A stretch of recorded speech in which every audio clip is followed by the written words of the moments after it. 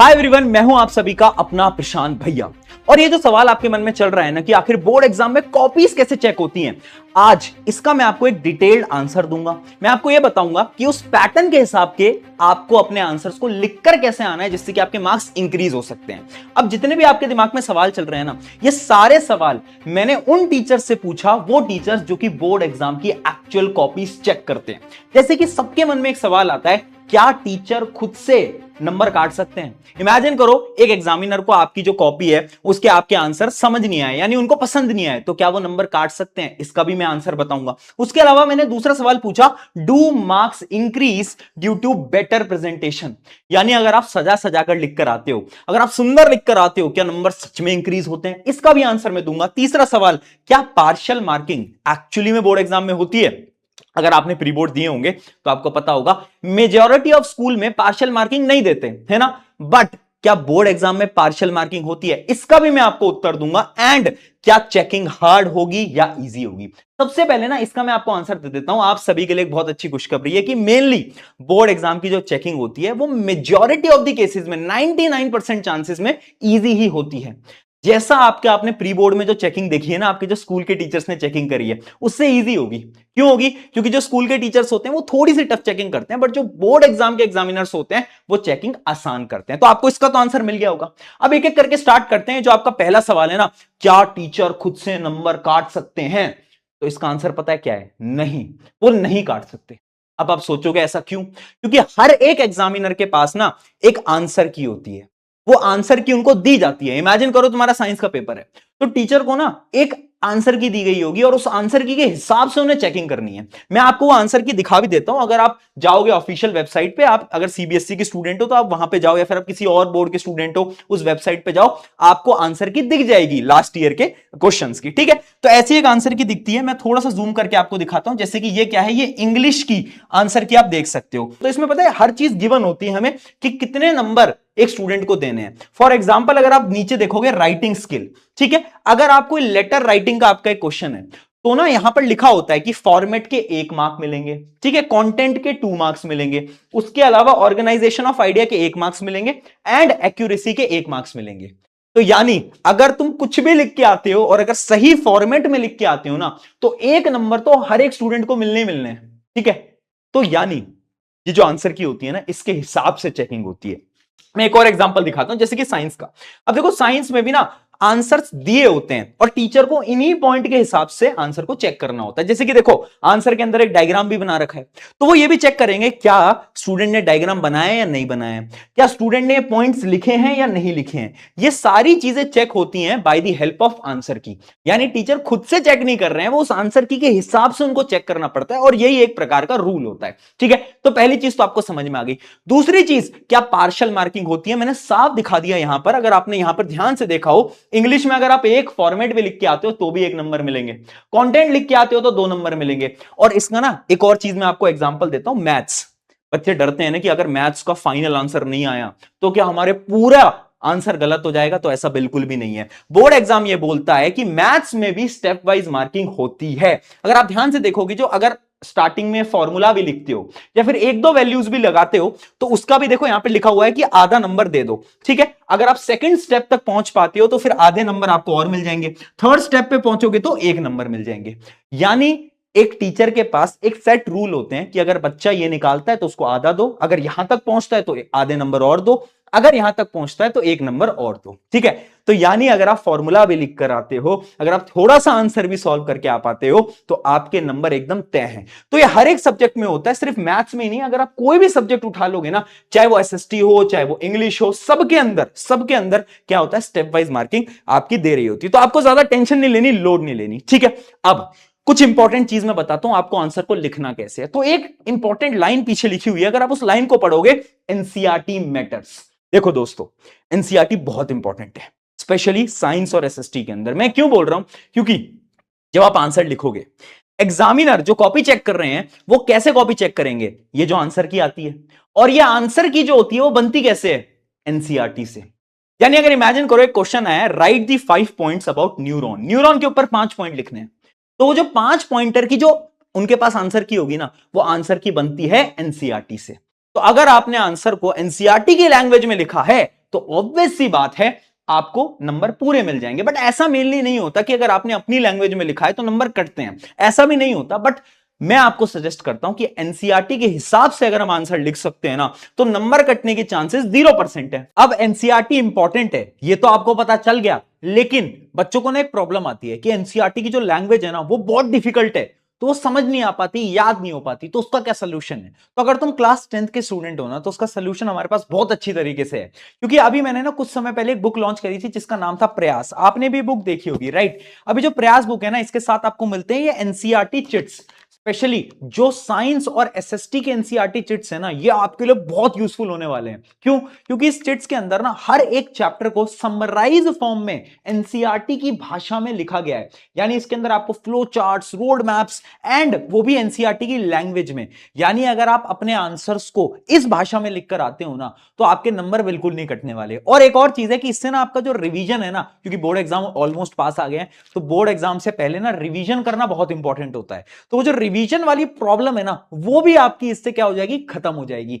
तो इस वजह से जो प्रयास है आप ले सकते हो, लिंक डिस्क्रिप्शन में। और अभी के समय पर ना इस पे बहुत हैवी डिस्काउंट चल रहा है, यानी 30% ऑफ चल रहा है, जो कि मैं लिंक दे दूंगा, उससे आप जाकर परचेस कर सकते हो। ठीक है, अगला पॉइंट और बहुत इंपॉर्टेंट पॉइंट जो कि है time is inversely proportional two marks. देखो, अगर एक टीचर जो कि आपकी कॉपी चेक कर रहे हैं, वो जितना टाइम आपकी कॉपी पे लगाएंगे ना, उतने नंबर आपके कम होते रहेंगे। मैं समझाता हूं। अगर आपकी पेपर प्रेजेंटेशन खराब है ना, आपने एक डिफरेंट ऑर्डर के अंदर आंसर लिख रखा है, तो टीचर कॉपी चेक करेंगे, अरे यार ये कैसा बच्चा है, इसने तो कैसा आंसर लिख रखा है, और वो ज्यादा टाइम लगाएंगे। जितना वो टाइम लगाएंगे ना तुम्हारी कॉपी के ऊपर, उतना उनका दिमाग खराब होगा, और उतने ही वो नंबर तुम्हारे काट सकते हैं। ठीक है, तो तुम्हें क्या करना है ना, तुम्हें कुछ पेपर प्रेजेंटेशन की टिप ध्यान रखनी, जो कि मैं भी बताऊंगा, जिसकी मदद से तुम्हारी जब कॉपी एक टीचर के पास आएगी ना, वो देखेंगे कि अरे यार कितना अच्छा बच्चा है, पहला answer, second answer, third answer, वो आगे पन्ने पलटते जाएंगे, पलटते जाएंगे, पलटते जाएंगे, वो सारे आंसर तुम्हारे देखेंगे और तुम्हें फुल मार्क्स दे देंगे। इसलिए प्रेजेंटेशन बहुत इंपॉर्टेंट है। अब पेपर प्रेजेंटेशन करनी कैसे, कुछ सिंपल सिंपल स्टेप्स है, वो मैं आपको बता देता हूं। जिसके अंदर पहला स्टेप क्या है, अटेम्प्ट इन करेक्ट ऑर्डर। ये ना बहुत इंपॉर्टेंट होता है कि आपको करेक्ट ऑर्डर में अटेम्प्ट करना होता है। मैं एक एग्जांपल से आपको दिखाता हूं। जैसे कि एक स्टूडेंट है, उसने अगर पहला क्वेश्चन, दूसरा क्वेश्चन, तीसरा क्वेश्चन, चौथा क्वेश्चन करा है, तो एज अ टीचर जब मैं उसकी कॉपी चेक करूंगा ना, तो मैं देखूंगा कि ठीक है, फर्स्ट सही है, सेकंड सही है, थर्ड सही है, फोर्थ सही है, तो मेरा टाइम कम लगेगा, है ना, और मैं खुश रहूंगा, मैं नंबर ज्यादा दे दूंगा। ठीक है। अगर एक ऐसा स्टूडेंट आता है जिसने पहला क्वेश्चन करा है, फिर पांचवा करा है, फिर 10वां करा है, फिर तीसरा करा है, फिर चौथा करा है, तो मुझे भी ना थोड़ी सी प्रॉब्लम होगी चेक करने में। और जब मुझे प्रॉब्लम होगी चेक करने में, तो मैं उसके पूरे पूरे आंसर्स पढ़ूंगा। और जब मैं आंसर्स पूरे पूरे पढ़ूंगा, तो तुम्हें पता है आंसर पढ़ते ही छोटी छोटी गलतियां मिलने लगती हैं, और जैसे ही मुझे गलती मिलेगी, मैं नंबर काट लूंगा। इसलिए क्या करो, एक स्पेसिफिक ऑर्डर में अपने आंसर को लिखो। अगर आपको कोई आंसर नहीं भी आता ना, तो उसके लिए ना आधा पेज छोड़ दो, एक पेज छोड़ दो, कोई दिक्कत नहीं है भाई। जितनी आंसर शीट तुम ले सकते हो ना एग्जाम हॉल के अंदर, उतनी आंसर शीट तुम लो, कोई पाबंदी नहीं है ना। तो इसलिए क्या करो, ऐसे लिखना, एक ऑर्डर के अंदर लिखना, ऑर्डर के अंदर लिखना बहुत जरूरी है। और ट्राई करना आंसर्स के बीच में अगर तुम ऐसे एक लाइन भी बना सको ना पेंसिल से, तो भी वो बहुत अच्छी हो जाती है। अब दूसरी प्रेजेंटेशन टिप के ऊपर मैं आ रहा हूं। दूसरी प्रेजेंटेशन टिप क्या है, use last page as rough page. देखो, बहुत सारे बच्चे क्या करते हैं ना, साइड में बॉर्डर बनाते हैं। फॉर एग्जांपल मान लो ये मेरा पेपर है, ठीक है, मैं क्या करूंगा, मैं से साइड में बॉर्डर बना लूंगा और यहीं पे रफ करने लगूंगा, है ना। तुम में से भी बहुत लोग करते होंगे, मुझे कमेंट्स में बताना, करा है तुमने कभी ऐसा? अब एज अ टीचर अगर ऐसे रफ वर्क दिखता है ना, तो अच्छा नहीं लगता बिल्कुल भी, पेपर प्रेजेंटेशन खराब हो जाती है। तो तुम्हें क्या करना है, जो आपकी आंसर शीट होती है, उसका जो लास्ट पेज होता है, आंसर शीट का लास्ट पेज, उस पर हेडिंग डालनी है रफ।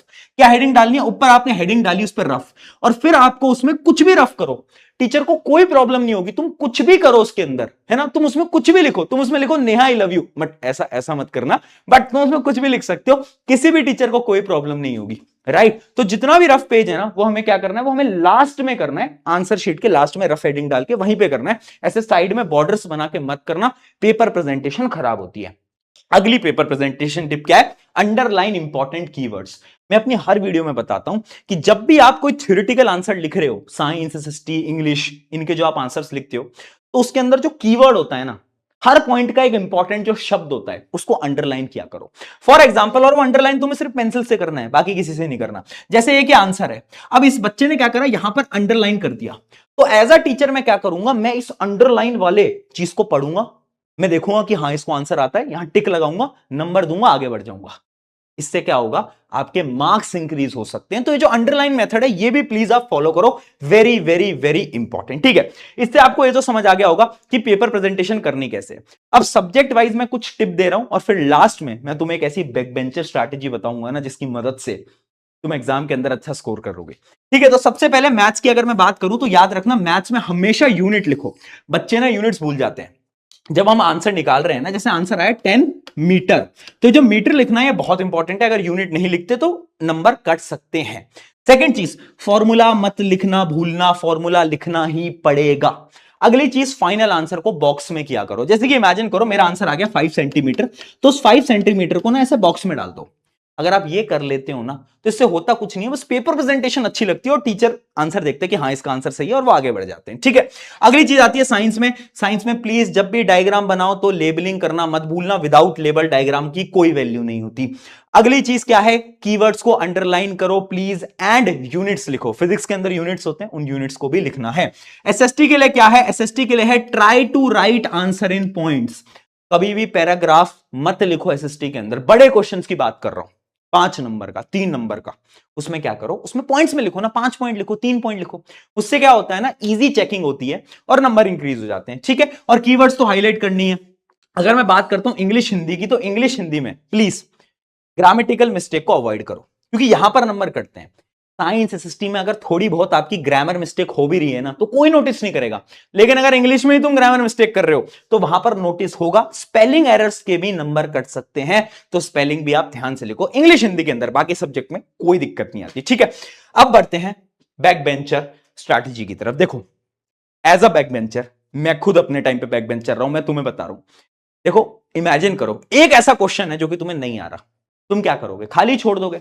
बट कभी भी खाली मत छोड़ना। मान लो क्वेश्चन आया जो मुझे बिल्कुल समझ नहीं आ रहा, इसमें मैं क्या लिखूं, कुछ भी लिख के आ जाना। कुछ भी से मेरा मतलब नहीं गाना लिख के आगे, नहीं नहीं, ऐसा नहीं करना है। उस टॉपिक से रिलेटेड जो भी तुम्हें आता है, जो भी तुम्हें धुंधला धुंधला याद है, आसपास की चीजें याद है, वो सारी चीजें पैराग्राफ के अंदर लिख देना, पॉइंट्स में नहीं, पैराग्राफ में। पैराग्राफ में कुछ भी लिख के आ जाना।